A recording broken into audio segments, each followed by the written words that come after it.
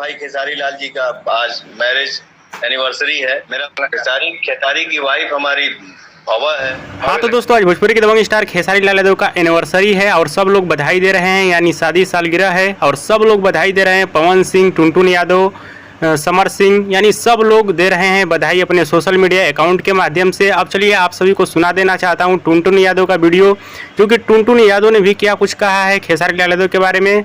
तो लीजिए, यही वाला वीडियो है और सुनिए। नमस्कार, प्रणाम। हम भोजपुरी गायक टुनटुन यादव। बड़ी खुशी की बात है कि आज प्यारे बड़े भैया दबंग स्टार खेसारी लाल यादव भैया जी और चंदा भाभी के शादी के सालगिरह बा। हमारा तरफ से बहुत बहुत बधाई बा। Love you, happy marriage anniversary day.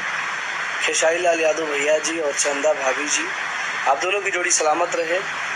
आप दोनों एक दूसरे के साथ जन्म में पाओ और आप दोनों को एक दूसरे को पाने के लिए अटूट प्रेम रहे। Happy marriage anniversary day Khesari Lal Yadav भैया जी और चंदा भाभी जी।